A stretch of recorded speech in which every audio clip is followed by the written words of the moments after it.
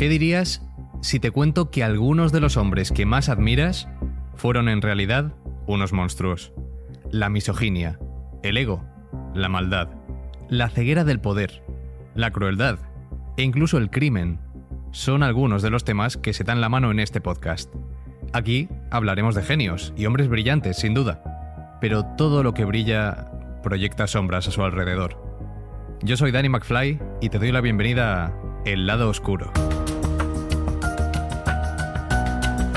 Esta temporada de El Lado Oscuro es una idea original de Danny McFly, producida en colaboración con Podimo, la principal plataforma de podcast y audiolibros en español.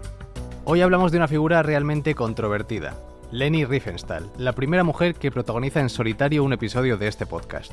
¿Quién es y por qué genera controversia?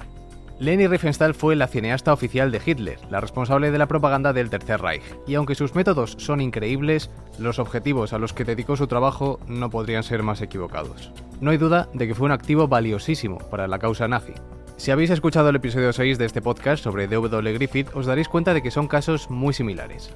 En ambos se trata de una persona increíblemente virtuosa detrás de la cámara, pero cuyo arte sirvió para inspirar cosas horribles.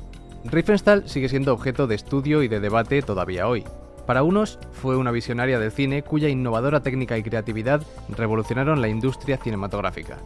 Para otros, una oportunista cuya asociación con el régimen nazi y su controvertido legado político generan una sombra que oscurece su talento artístico.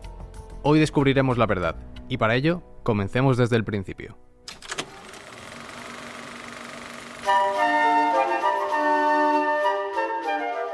Se la recuerda por su trabajo en la dirección, pero lo cierto es que además de cineasta, Leni Riefenstahl también fue fotógrafa, actriz y bailarina. Se podría decir que tuvo varias vidas, ya que murió a los 101 años. Nació en Berlín en 1902 y desde muy joven se sintió atraída por las artes. Su madre apoyaba su inclinación artística, pero su padre no. Así que cuando le surgió a los 16 años un interés por la danza, su madre la apuntó a clases a espaldas de su padre. En su biografía sobre Leni Riefenstahl, el autor Steven Bach cuenta un macabro episodio que vivió Leni cuando era adolescente y que refleja la frialdad de su personalidad.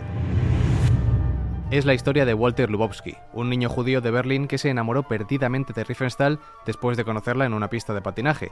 En un ataque de crueldad adolescente, Leni y sus amigas atormentaron tanto al niño que éste, delante de ellas, se cortó las venas en la cabaña de verano de la familia. Para evitar que su padre descubriera lo sucedido, ella empujó al niño, todavía sangrando, debajo del sofá. Él sobrevivió y terminó en una institución mental antes de mudarse a Estados Unidos, donde quedó ciego. Todo lo que Leni Riefenstahl tuvo que decir cuando lo escuchó fue: «Él nunca me olvidó mientras vivió».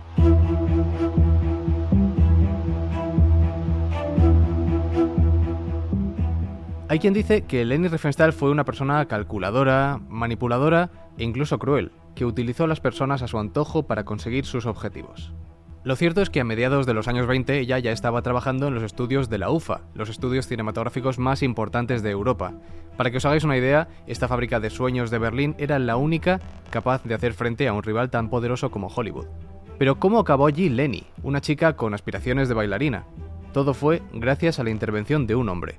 Su maestro, el mentor y amante Arnold Fanck. Pero luego hablaremos de Fanck. Antes quiero contaros su carrera como bailarina.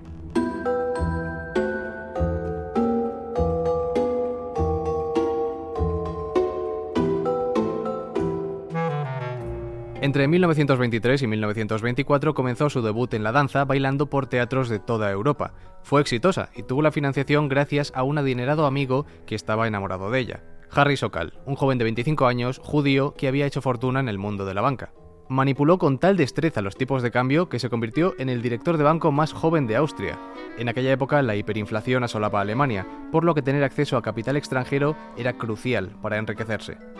Tras la derrota de Alemania en la Primera Guerra Mundial, el país atravesaba una crisis enorme. El caso es que él le llegó a pedir hasta en 2 ocasiones matrimonio, pero ella se negaba porque solo lo veía como un amigo, aunque eso sí, seguía aceptando su financiación al apoyo de su arte.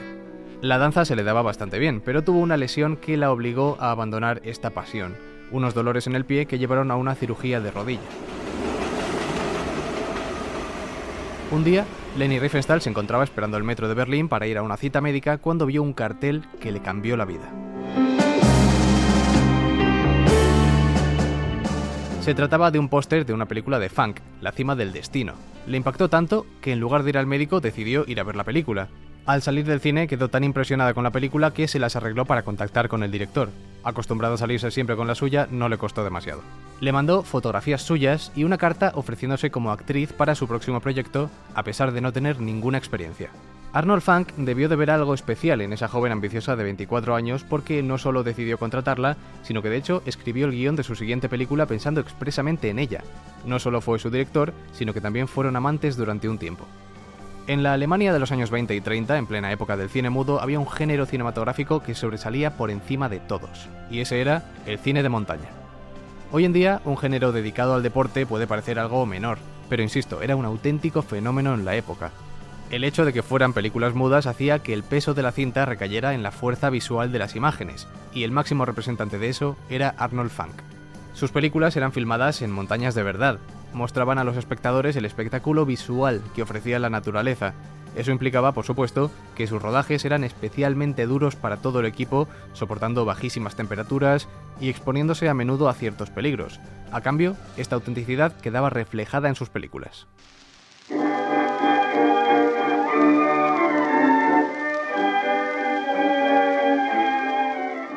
La primera cinta que protagonizó Leni Riefenstahl para Fanck se llamó La montaña sagrada, de 1926, y fue clave para el desarrollo de la joven. Fue un rodaje increíblemente duro, no solo por rodar en los Dolomitas, unos macizos montañosos en Italia, en invierno, con nieve, viento y condiciones climatológicas adversas, sino por la increíble exigencia física que debían demostrar los actores.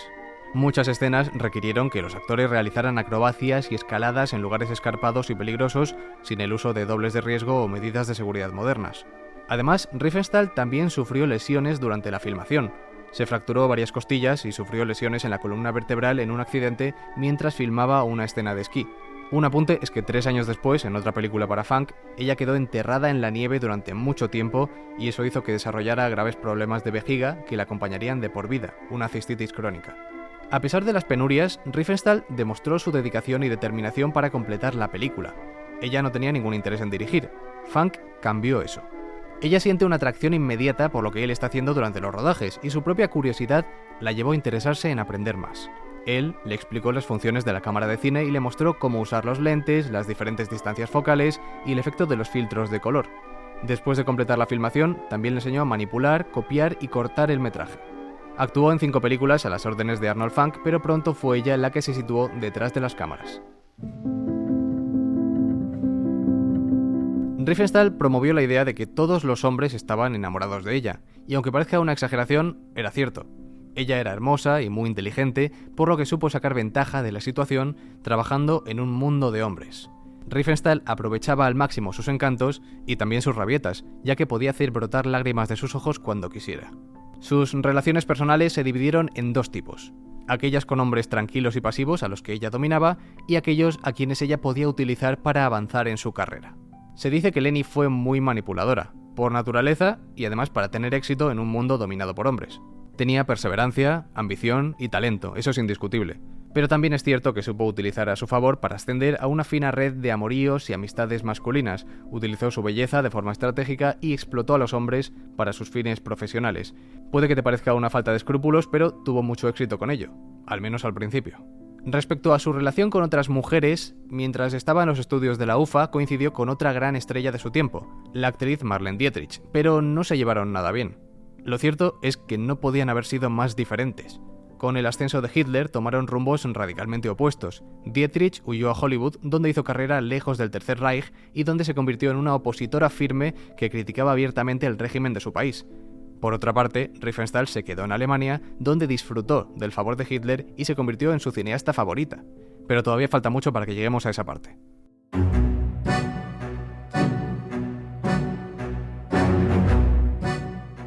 Estamos en 1931. Hay 2 hombres a los que Leni Riefenstahl sedujo para conseguir su objetivo, dirigir su primera película. En primer lugar, su amigo Harry Sokal, quien le financió en el pasado, también puso dinero para esta película. El segundo fue otro judío, Béla Balázs. No se sabe si Béla Balázs, crítico y guionista húngaro, fue o no uno de sus esclavos del amor, pero sí sabemos que quedó lo suficientemente prendado como para escribir gran parte del guión de La luz azul, la primera película de Riefenstahl como directora y también para dirigir varias escenas. Incluso acordó aplazar el cobro hasta que la película ganara dinero. Efectivamente, La luz azul de 1932 se convirtió en la primera película que dirigió, coescribió y protagonizó Leni Riefenstahl. Solo tenía 30 años.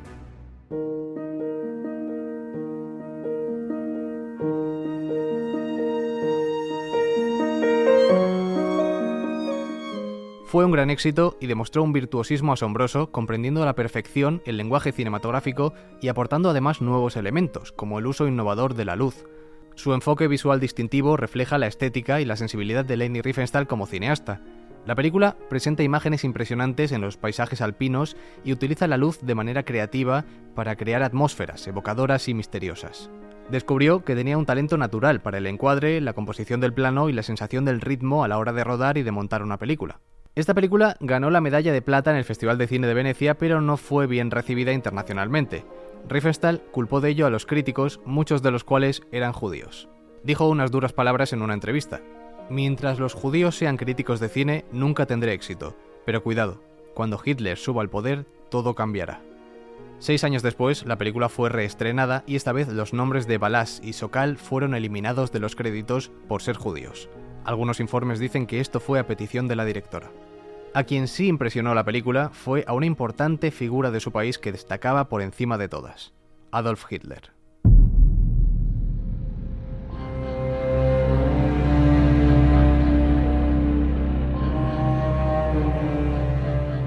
Efectivamente, el Führer quedó cautivado por La luz azul y por su protagonista. Él pensaba que Riefenstahl personificaba a la mujer alemana perfecta. Vio talento en ella y organizó una reunión. Ella, por su parte, admiraba al líder alemán. Estaba sorprendida ante su manera de dirigirse a una multitud. Cuando presenció un discurso suyo ese año, contaba lo siguiente: «Tuve una visión casi apocalíptica que nunca pude olvidar. Parecía como si la superficie de la Tierra se extendiera frente a mí, como un hemisferio que de repente se divide en el medio, arrojando un enorme chorro de agua tan potente que tocó el cielo y sacudió la Tierra. Me sentí paralizada». La reunión se produjo y Hitler inmediatamente le expresa su deseo de que ella sea la cineasta del régimen. Quiere que ella maneje la propaganda, pero es claro: no quiero la obra de un político, sino la de un artista.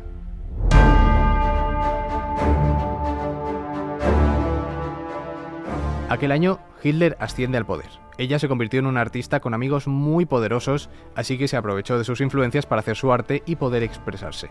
Hitler, por cierto, intentó un acercamiento romántico hacia la cineasta, pero ella no mostró interés. Dijo que no le atraía como hombre, pero sí como líder, y que su magnetismo era evidente. Como muchos alemanes, Riefenstahl comenzó creyendo que Hitler podía sacar a Alemania de sus terribles problemas económicos en los años 30. Ella había leído Mein Kampf en 1932, pero parece que o bien se perdió su mensaje racista o decidió ignorarlo. Ciertamente no previó sus trágicas consecuencias. Otro hombre poderoso que enseguida cayó rendido a los encantos de Leni Riefenstahl fue Joseph Goebbels, el ministro de la propaganda, pero tuvo un acercamiento mucho más agresivo. Él trataba de seducirla en numerosas ocasiones y de manera grosera y poco sutil, por lo que ella lo rechazó de una manera tajante. Goebbels, dolido por el rechazo, se convirtió en su tenaz enemigo y empezó a difundir rumores sobre ella. Además, estaba celoso de su influencia en Hitler y la veía como una amenaza. De hecho, él recogió en su diario reuniones con ella que jamás ocurrieron o visitas y salidas a restaurantes que nunca se produjeron. En 1933, Leni Riefenstahl dirigió su primera película al servicio del régimen, un documental sobre la Quinta Convención Nacional del partido. La película se llamó La victoria de la fe. Sin embargo, fue bastante floja. Ella nunca la reconoció como propia, ya que Goebbels se empeñó en controlar todo lo que ella quería contar y él alteró muchísimo el metraje en la sala de montaje. De hecho, cuando se estaba rodando, mucha gente opinaba desde la tribuna lo que debía o no debía ocurrir. El Führer le encargó una nueva película, esta vez sobre el mitin del partido nazi en 1934 en Nuremberg, donde se reunieron 700.000 personas. Aquí sí que hizo historia. El resultado fue una de las películas de propaganda más conocidas de la historia, El triunfo de la voluntad. Todavía hoy, si pensamos en el Tercer Reich, nos imaginamos multitudes uniformadas, a Hitler hablando apasionadamente desde un escenario y una estética llena de banderas y esvásticas. Todo esto lo creó Leni Riefenstahl con este documental. El tema principal del film no se oculta, el regreso de Alemania como potencia mundial y Hitler como su gran líder mesiánico. Para transmitir estas ideas, Riefenstahl empleó soluciones técnicas novedosas, como cámaras en movimiento, tomas aéreas, perspectivas distorsionadas y un uso impactante de la música. Tenía todos los medios a su alcance, un alto presupuesto, un enorme equipo, libertad total y absoluta esta vez, y sin Goebbels ni sus sabuesos controlando ni censurando nada. Todo estaba hecho a su manera, y lo hizo de una manera muy concienzuda. Estuvo preparándose durante 6 meses y contó con un equipo humano de 172 miembros. Realizó proezas técnicas como travelings imposibles entre la multitud o incluso hizo instalar un ascensor sobre un mástil de bandera para la cámara y poder conseguir planos aéreos de los asistentes absolutamente sobrecogedores. Es aterrador por el contexto social que tienen las imágenes, pero al mismo tiempo resulta absolutamente fascinante e hipnótico desde un punto de vista estético. La formación de Riefenstahl como bailarina le resultó muy útil, ya que convirtió una manifestación nazi en algo casi musical, con ritmo y narrativa. Sus sólidos instintos cinematográficos le permitieron crear una variedad de tomas nunca antes utilizadas en documentales. El espectador alemán de la época asistió obnubilado ante el despliegue de imágenes que prometían una recuperación del paraíso cultural perdido. El éxito fue inmediato. Todavía hoy resulta admirable. Ha sido enormemente influyente en el cine posterior y las imágenes tienen una fuerza aplastante. Algunos ejemplos a los que ha influido son Star Wars, El Rey León o Juego de Tronos. En una entrevista poco antes de morir, Leni Riefenstahl dijo que si hubiera sabido que El Triunfo de la Voluntad demonizaría tanto su carrera, nunca la habría hecho. Aquella película fue la que hizo que su obra quedara para siempre vinculada al movimiento nazi. Ella negó que aquella película fuera propaganda, pero eso es absolutamente falso. Su gran talento era como montadora, y cualquiera que haya editado un vídeo alguna vez sabe el gran poder que tiene el montaje. Escoger una sucesión concreta de planos o poner una música determinada hace que la atención se dirija o que inspire unos sentimientos por encima de otros.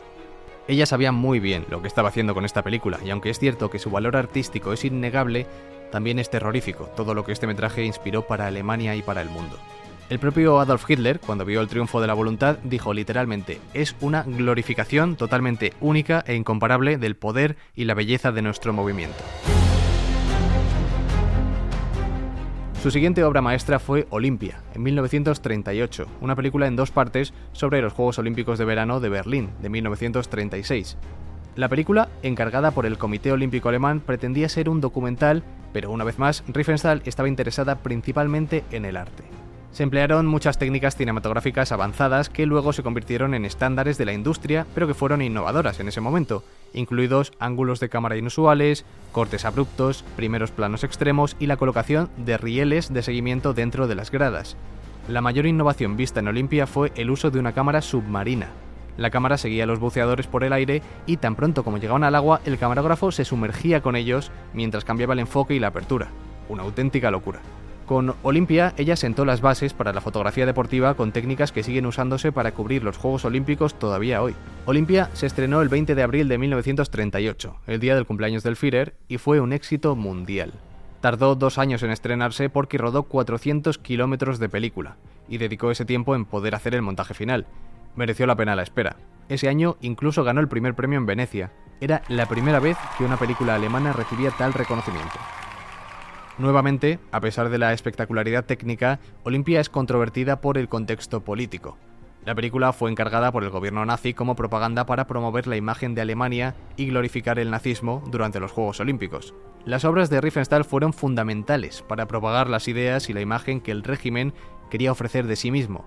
Para el nazismo, el cine fue el vehículo perfecto para apelar a los instintos y las emociones del pueblo alemán. Riefenstahl afirma que la mayor parte del periodo hitleriano fue una ignorante política. En 1938 ella llegó a Estados Unidos haciendo gira para promocionar Olimpia. Allí leyó en los periódicos noticias sobre la noche de los cristales rotos.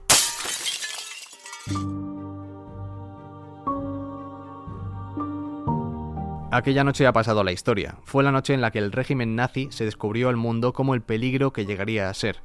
Una serie de ataques violentos perpetrados por los nazis contra la comunidad judía en Alemania y Austria en noviembre del 38 dieron como resultado la destrucción de sinagogas, negocios judíos y la detención masiva de judíos.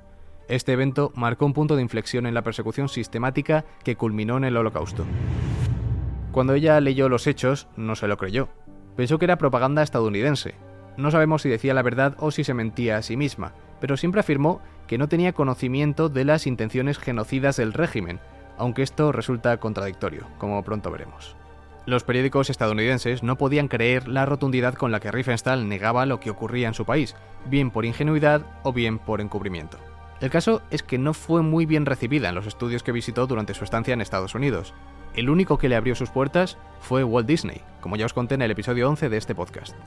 La opinión pública, años después de la guerra, siempre le echó en cara que no se exiliara si tan en contra estaba de los nazis. Muchos compañeros de profesión sí que huyeron del país contrarios a las ideas del régimen, como Marlene Dietrich, Billy Wilder, Ernst Lubitsch o muchos otros. Ella, sin embargo, siempre permaneció cercana al Führer, con quien simpatizaba enormemente y a quien vio por última vez en 1944. En los años 40, Leni Riefenstahl protagonizó otro macabro episodio.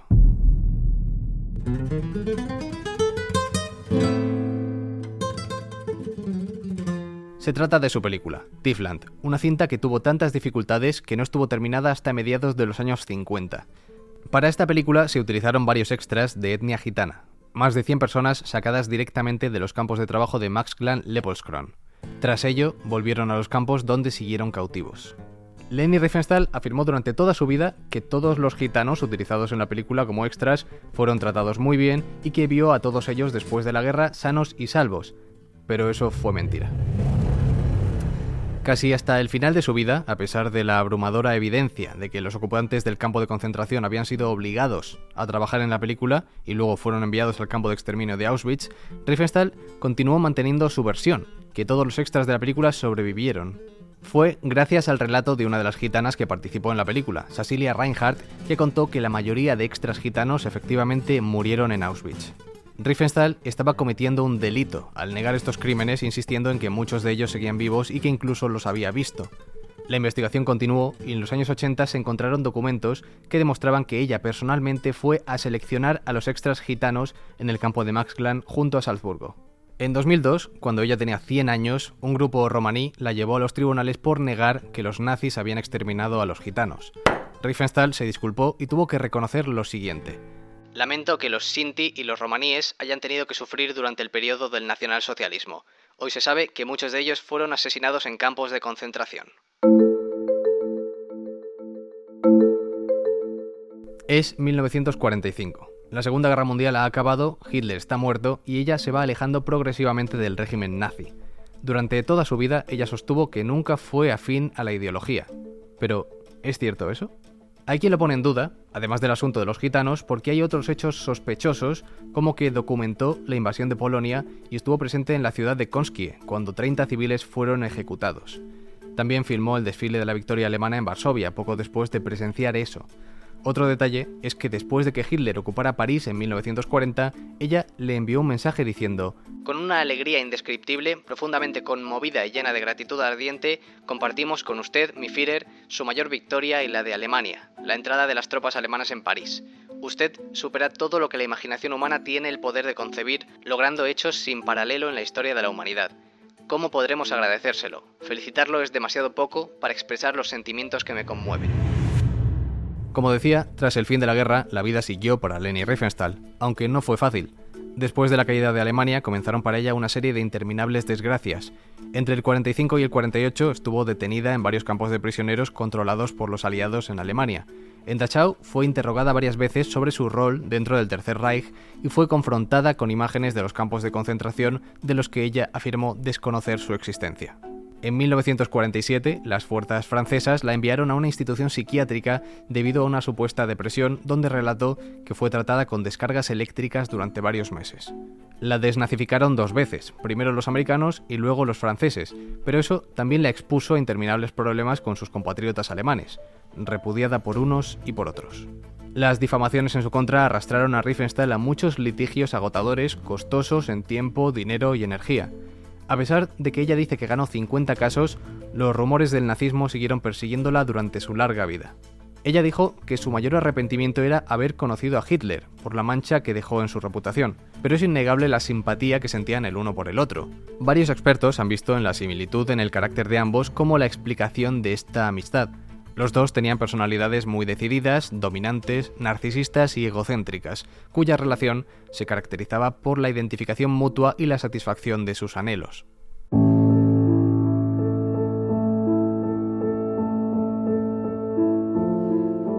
Durante las décadas de los 50 y 60 la rechazaron de muchos sitios y no conseguía trabajo porque su pasado nazi la seguía atormentando. Se encontró tal resistencia, afiladas críticas e incluso protestas públicas que muchos de sus amigos cineastas americanos le dieron la espalda. Dedicó su vida, a partir de entonces, a la fotografía y viajó a África, donde exhibió enormes habilidades para ganarse a varias tribus, incluidos los guerreros Masái. Sus momentos más felices fueron en Sudán del Sur, entre los Nuba, una tribu a quienes visitó 5 veces y quienes de hecho la adoptaron. Publicó 2 libros de fotografías sobre los Nuba en 1974 y el 76. Esto fue objeto de afiladas críticas por parte de la escritora Susan Sontag, que dijo que aquellas fotografías solo daban aún más pistas sobre las estéticas fascistas de Leni Riefenstahl. Estas aventuras, durante las cuales ella y Horst Kettner, su joven asistente, hicieron películas y tomaron fotografías, podrían por sí solas constituir un podcast en sí mismo. Kettner, por cierto, era 40 años más joven que ella y fue su pareja sentimental, hasta la muerte de ella. Años después, la tribu de los Nuba quedó arruinada por las invasiones del turismo y la seducción del dinero. Nunca se explica el papel que jugó el trabajo de Leni Riefenstahl en todo este proceso. A los 72 años se interesó por la fotografía y la filmación submarina y mintió sobre su edad quitándose 20 años para poder conseguir una licencia de buceo. A los 90 descendió ya sola 30 metros, convirtiéndose en la buceadora más anciana del planeta. El resultado quedó plasmado en un documental llamado Impresiones bajo el agua. Finalmente murió en 2003, 17 días después de cumplir los 101 años. Ella se fue, pero la sombra sobre su legado continúa vigente.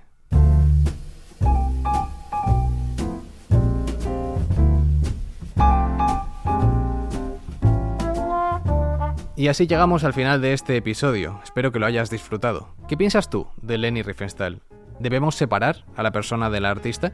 ¿Fue una mujer cruel y oportunista o simplemente una víctima del momento y del país en los que le tocó vivir? Recuerda que si prefieres los videopodcasts, tienes la versión en vídeo en mi canal de YouTube, Danny McFly, donde podrás encontrar el vídeo de este episodio y de todos los anteriores. Déjame ahí tus comentarios y te leeré. No te olvides de darle a seguir a este podcast y de recomendarme de quién te gustaría conocer su lado oscuro. Yo soy Danny McFly y nos vemos en el próximo programa. Este podcast ha sido grabado en los estudios de Podimo en Madrid como parte de su Talent Hub. Guión, Daniel Gallego. Jefe técnico, Edu de Frutos. Dirección de fotografía, Quique Kausek. Hasta pronto.